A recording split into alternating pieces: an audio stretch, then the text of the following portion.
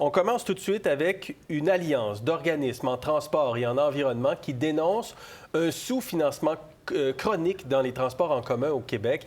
L'Alliance Transit propose des solutions qui pourraient avoir un impact sur votre portefeuille. Est-ce que vous êtes prêts à ces propositions, à ces changements? On propose d'indexer les taxes sur les carburants et l'immatriculation, donc indexer à l'inflation, ce qu'on ne fait pas depuis des décennies, donc pour améliorer le financement du transport en commun, mettre en place un système de tarification kilométrique ou de péage. Et quand on parle de tarification kilométrique, c'est qu'on comprend qu'il y a des voitures électriques maintenant. Il va falloir remplacer la taxe sur l'essence. Est-ce qu'on pourrait ajouter des péages également sur les autoroutes et adopter également un moratoire sur le développement routier? Il y a beaucoup d'autoroutes au Québec. Il y a des projets supplémentaires qui sont peut-être évalués. Eh bien, il faudrait arrêter tout cela selon cette alliance. Aujourd'hui, on est en mode solution. On n'est pas là pour parler des problèmes, on est là pour parler de solutions. Ce qu'il nous faut aussi, c'est plus de prévisibilité. Vous le savez, vous l'avez couvert cet automne, il y a eu énormément de négociations sur la place publique entre les municipalités, les sociétés de transport et le gouvernement du Québec sur comment financer l'exploitation de nos services de transport collectif. Il ne faut absolument pas revivre ce psychodrame année après année. Bon, alors, je vous demande tout de go, qu'est-ce que vous pensez des solutions qui sont proposées par cette alliance-là? Je commence avec vous, Jacinthe-Ève, aujourd'hui. Bien, on vise encore à taxer les citoyens, ajouter du fardeau fiscal. C'est une guerre à l'automobile et il n'y a rien de non plus surprenant. Le modèle de ces organisations-là, qui sont représentées par Alliance Transit, c'est un modèle d'organisation lourdement subventionné. Alors, c'est des organisations qui semblent penser que l'argent pousse dans les arbres, mais c'est l'argent des contribuables que l'État leur verse pour financer finalement leur organisation et pour faire des revendications pour que les contribuables paient encore plus. Alors, c'est quelques dizaines d'organisations en transport et en environnement, notamment des conseils interrégionaux en environnement, entre autres, et plusieurs autres organisations qui font des propositions. Qu'est-ce que vous pensez de ces propositions? Indexer les taxes sur les carburants, l'immatriculation, un système de tarification kilométrique, un moratoire sur le développement autoroutier. Noémie? Bien, ça a l'avantage de proposer quelque chose de concret pour le combler, ce déficit de financement des transports collectifs, parce que c'est quand même étonnant qu'en 2024, on en soit à se battre pour maintenir l'offre de transport collectif, alors qu'on devrait plutôt être en train de discuter de comment l'étendre. Parce que quand on propose du transport collectif, oui, quand l'offre est là, les automobilistes sont encouragés à délaisser leur voiture au moins une partie du temps. Là où je rejoins Jacinthe-Ève, c'est dans la façon dont on cadre le débat souvent, qui est de diaboliser les automobilistes puis de présenter des taxes comme une façon de... Tu sais, vous faites les mauvais choix citoyens, on va vous punir en vous taxant. Je crois qu'il faudrait recadrer le débat et dire que collectivement, la société paye pour tout.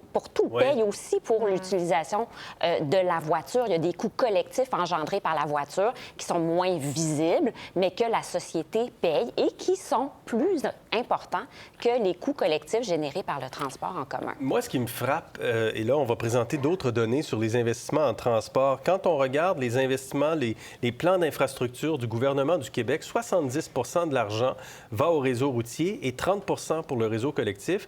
En Ontario, 28 va au réseau routier, 72 dans le collectif. C'est peut-être que l'argent de l'État, qui est notre argent, dans le fond, du gouvernement, investi en infrastructure, d'achat, ne va pas assez dans le transport collectif. Bien, ça dépend sur la perspective. Ici, en Ontario, ils sont en train de construire une ligne de métro. Alors ça, ça prend beaucoup d'argent. Une ligne de métro qui aurait dû être construite il y a très longtemps. Mais en tout cas, alors c'est un gros boost de ce point de vue-là. Mais on a vu pendant la pandémie et même après une diminution de l'utilisation du transport en commun parce que les gens ne sortent pas de la maison pour travailler. Ils travaillent à distance. Mais ça, c'est temporaire. C'est pas nécessairement temporaire. C'est un phénomène. On va voir, mais on voit qu'ici, au centre-ville, c'est sûr que les grandes tours ont la misère à louer. Les bureaux sont à moitié vides. Alors, il faut aussi repenser tout ça et l'idée que le transport en commun, c'est comme une panacée pour les problèmes de GES et tout. Ce qui m'a frappé dans ce rapport, je veux dire, il y a deux choses. Premièrement, il y a une comparaison entre le Québec Montréal, j'imagine, puis Vancouver sur les prix de l'essence. Dire qu'on devrait avoir le modèle de la Colombie-Britannique pour taxer l'essence. Bien, voyons, c'est 20 sous de plus de taxes par litre. J'ai regardé aujourd'hui à Vancouver, si vous pouvez payer 1,66 $ par litre, allez-y. Je ne pense pas que les consommateurs veulent faire ça. Et la deuxième chose, c'est cette idée que, oh mon Dieu, les gens vont prendre des autos électriques, il faut les taxer pour les kilométrages. Ouais. On dit aux gens de prendre les autos électriques, puis ensuite on les pénalise. C'est absurde. Ces environnementalistes, vraiment, je ne sais pas dans quel monde ils vivent, là, mais avec M. Guilbeault, là, ils ont une bonne compagnie, probablement. OK. Là, je vais vous montrer ce que vous venez d'évoquer, Tasha, la taxe sur les carburants. Il y a toutes sortes de taxes sur les carburants. Au Québec, par exemple, il y a la TPS, puis il y a la TVQ, puis il y a la taxe sur l'essence. Il y a une taxe du Grand Montréal, de l'agence, de l'autorité régionale de transport métropolitain de 3 cents. Ça rapporte 86 millions, 3 % du budget de la RTM. À Vancouver, cette même taxe-là équivalente est de 18,5 cents le litre, 424 millions, que ça rapporte 21 % du budget de TransLink. Et autre tableau que je veux vous montrer, c'est sur l'immatriculation et les carburants. Si on avait indexé la taxe sur le transport collectif à l'immatriculation, si on l'avait indexé en suivant l'inflation depuis 92, on ne serait pas rendu à 85 millions par année, on serait rendu à 160. Et même chose pour les carburants, 2 127 millions, on ne l'a pas indexé depuis 2013. Si on l'avait indexé à l'inflation, on serait rendu à 2 746 millions. Il n'y en aurait plus de déficit dans le transport collectif, Noémie. Bien, moi, ce qui me frappe aussi dans la discussion qu'on a, c'est qu'on a vraiment tendance à opposer les automobilistes d'un côté aux usagers du transport collectif de l'autre. Comme si on prend à un, on enlève à... Si on prend à un, on enlève à l'autre, ou bref, si on donne à un, on enlève à l'autre. Oui. Alors que, bien souvent, ce sont les mêmes personnes. Les gens sont à la fois automobilistes... Dans bien des cas, mais pas dans tous les cas. Pas dans tous les cas, mais nous sommes de plus en plus nombreux à être à la fois automobilistes et usagers du transport en commun. Donc, il n'y a pas forcément une opposition entre les deux où les uns sont des mauvaises personnes qu'on doit punir, puis les autres sont des quêteux qui demandent à ce que tout le monde une taxe sur le carburant, là, une taxe sur le carburant, une taxe qu'on impose, Jacinthe-Ève, c'est une taxe qu'on veut, comme citoyen, contourner. Si on a les moyens de la contourner parce que l'offre de transport en commun est meilleure, ça vaut la peine?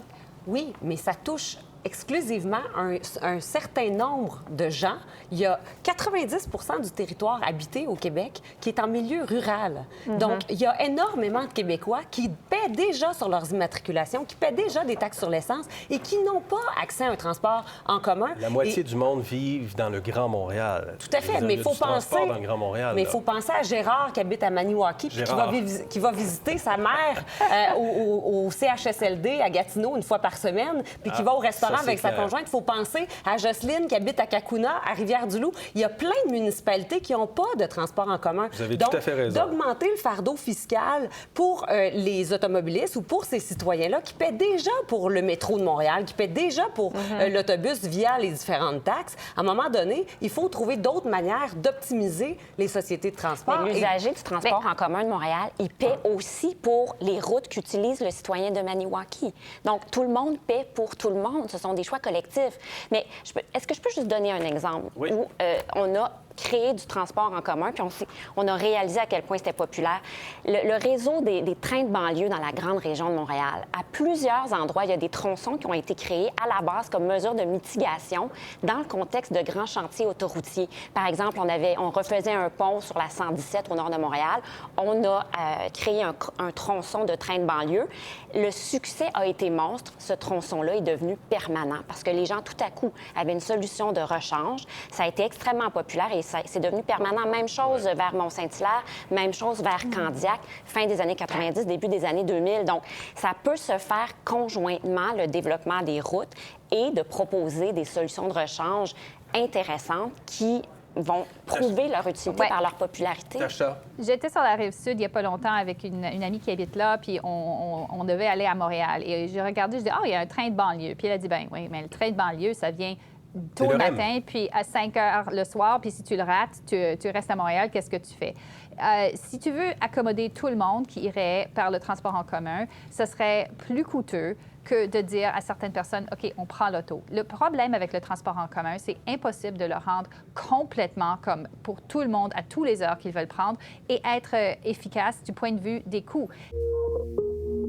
Pour voir nos émissions en entier, rendez-vous sur la chaîne Ici RDI.